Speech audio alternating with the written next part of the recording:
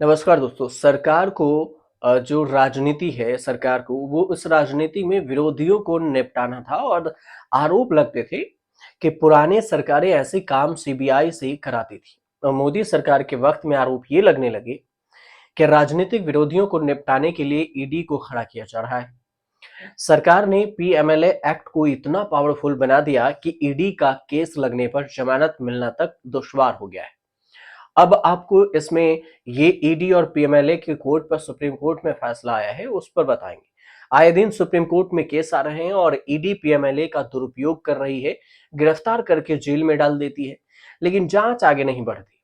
अरविंद केजरीवाल, मनीष सिसोदिया, संजय सिंह, के कविता, सेंथिल बालाजी, ढेरों ऐसे विपक्षी नेता शिकार बने। सुप्रीम कोर्ट से ही राहत मिलने पर जेल से बाहर भी आए। अब इसी पीएमएलए और ईडी पर सवाल उठ गया।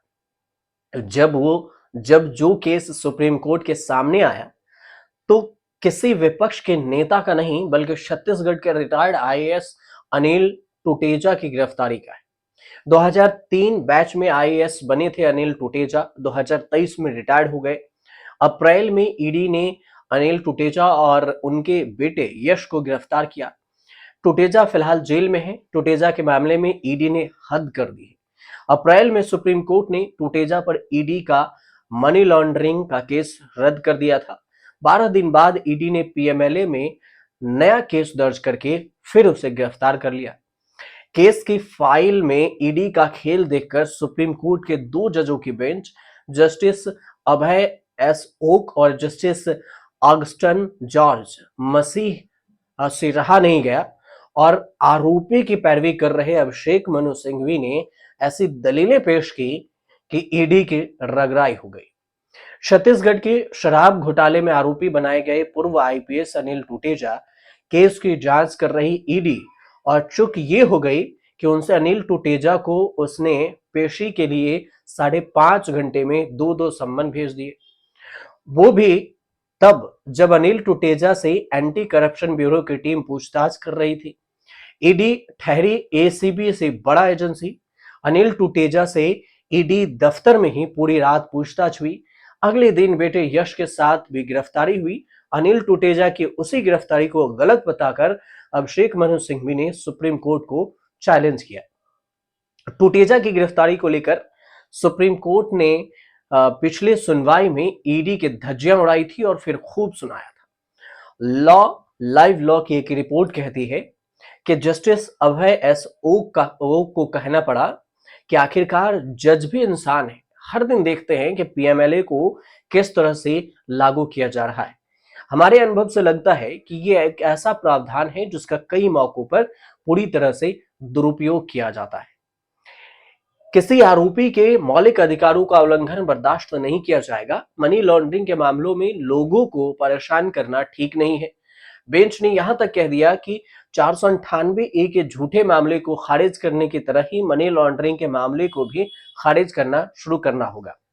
अनुच्छेद 21 भी कोई चीज है, ये ईडी याद रखे। सुप्रीम कोर्ट ने जिस 498 ए का रेफरेंस दिया है वो विवाहित महिला को पति या ससुराल से उत्पीड़न से बचाने के लिए बनाया कानून है, लेकिन इस कानून के भी दुरुपयोग के बहुत सारे मामले आए।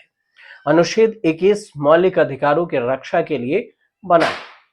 ईडी के वकील हैं additional solicitor general S V Raju और इन्होंने दलील दी कि टुटेजा अपनी मर्जी से पेश हुए थे। जज ने पूछ दिया कि फिर बताइए कि अपनी इच्छा से कैसे आए। एसीबी अधिकारी उनके साथ ईडी क्यों गए? ईडी को कैसे पता चला कि आरोपी एसीबी कार्यालय में है? ईडी ने नई डिटेल्स के साथ हलफनामा मांगा और 5 नवंबर को जजमेंट आ सकता है इस पर। पीएमएलए कानून के मिसयूज को लेकर पहली बार सुप्रीम कोर्ट ने सख्त कमेंट किया है। डीएमके नेता सेंथिल बालाजी को जमानत देते हुए सुप्रीम कोर्ट ने कहा था कि मुकदमे में देरी और जमानत देने के कड़े नियम एक साथ नहीं चल सकते। पीएमएलए के नियम ईडी के हाथों का इंटरेस्टमेंट बनने की इजाजत नहीं दे सकता और सुप्रीम कोर्ट ने तब भी दोहराया था कि जमानत नियम है और जेल अपवाद। पीएमएलए कानून के तहत ईडी को कई बार सुननी पड़ी है, फटकार भी सुननी पड़ी है। तो आखिर ये कानून क्या होता है ये समझिए। पीएमएलए कानून के तहत होने वाली गिरफ्तारी के बाद जमानत मिलना काफी मुश्किल हो जाता है और दोहरी बेल कंडीशन का कोई सेफगार्ड नहीं है। साथ ही जो ईडी की रिपोर्ट है उसकी कॉपी आरोपी को मुहैया नहीं कराई जाती। कहा जा रहा है कि यह जीवन और स्वच्छंद आजादी के अधिकारों का उल्लंघन है। बेल अर्जी पर सुनवाई के दौरान आरोपी को कोर्ट को संतुष्ट करना होता है कि आरोपी का दोष नहीं है। हालांकि पीएमएलए मामले में रिव्यू पिटीशन भी पेंडिंग है और शीर्ष अदालत यानी कि सुप्रीम कोर्ट का कहना था कि आरोपी की गिरफ्तारी के वक्त उसे एसीआईआर देने की अनिवार्यता नहीं है। साथ ही आरोपी पर निर्दोष साबित करने का बोझ डालने के लिए जो प्रावधान है उसको दोबारा देखने की जरूरत है।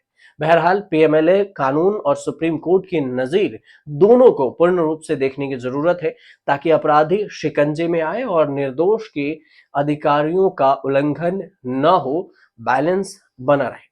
आपको जानकारी अच्छी लगी हो तो चैनल को सब्सक्राइब कर लीजिएगा, कमेंट भी कीजिएगा, शेयर भी कीजिएगा।